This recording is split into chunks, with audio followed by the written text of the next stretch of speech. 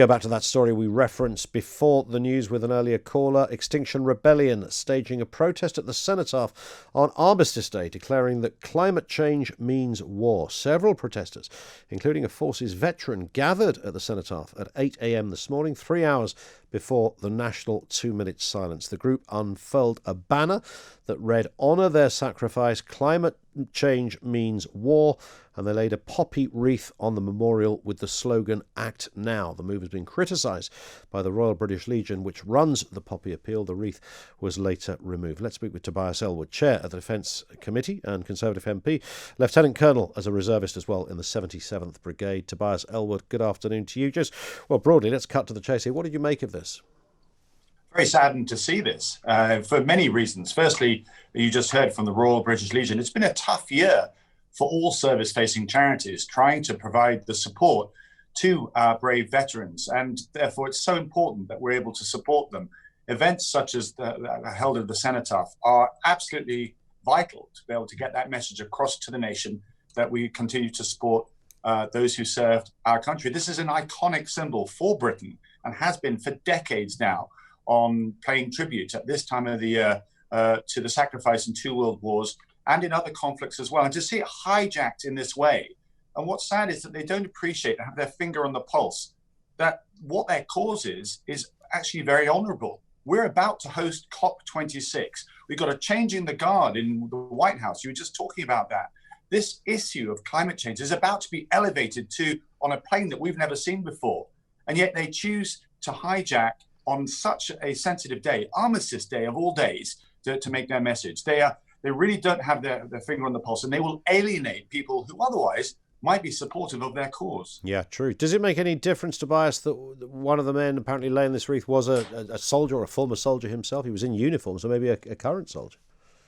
Well, soldier, I would suggest you should really know better and recognise that there are other ways of getting your important message across. You do damage to your cause when you actually disrupt in this way. You're also breaking social distancing guidelines as well. True. And that's one of the reasons why the British Legion and others couldn't go about their duties on their ceremonial duties on Sunday for this exact reason. Yeah, I mean, in terms of protest, because it's always an interesting one, isn't it? I mean, I've always found it incredible, and I'm sure you as a parliamentarian would probably echo this. We're one of the few countries in the world where, people can protest right outside Parliament. There they are on the green. There was the chap whose name escapes me that was there for years, every day.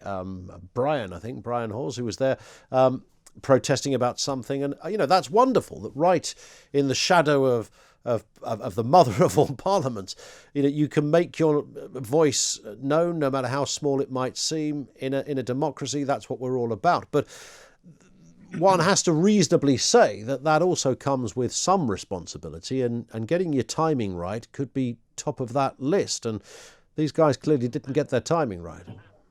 Not at all. And as I say, the big change is the fact that as an issue, this is going to be elevated to a place that we've never seen before. This is really exciting times from the perspective of dealing with climate change. But we also should pay tribute to the fact that this government is one of the first countries to actually enshrine in law a target to become carbon neutral.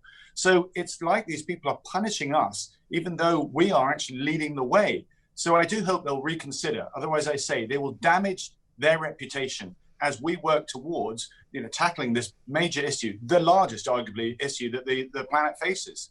Tobias Ellwood, thank you. That's Tobias Ellwood, Chair of the Defence Committee, Conservative MP, and Lieutenant Colonel as a reservist in the 77th Brigade. A well-respected parliamentarian, of course, the man who did his utmost, of course, on a dreadful day a couple of years ago to try and save Keith Palmer's life in the foray of the terror attack there in Westminster, responding what I think was the only way to respond, that this was outrageous.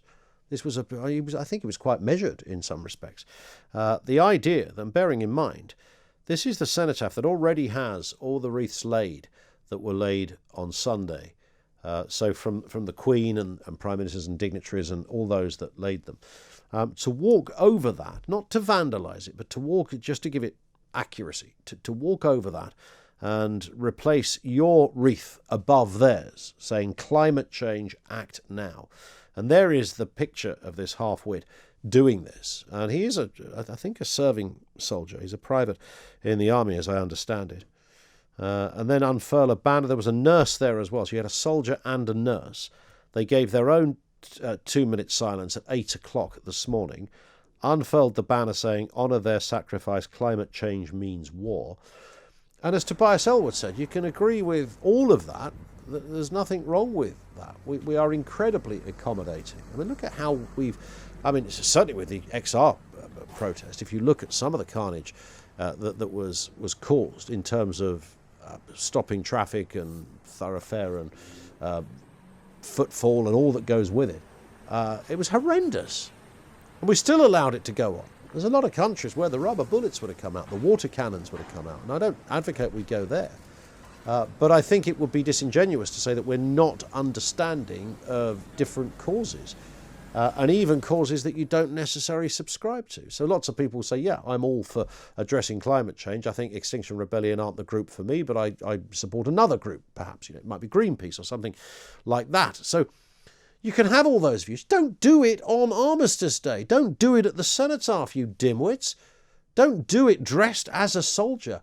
Don't usurp the wreaths that have already been laid by the Queen of our country, Prime Ministers, various military officials as well. Don't do that. It's disrespectful. It's not intelligent. It's not a good look. And the worst part about this, and you wonder whether they've got a PR department down there at Extinction Rebellion, is that if there was anybody thinking, maybe this is a group I could do business with, maybe this is an organisation I should know a bit more about, they're probably going to just gesticulate wisely at you and say, do you know what? I thought you were the guys for this, but you're actually not now, because you've demonstrated beyond any reasonable doubt that the one thing you do have a PhD in is utter crass stupidity.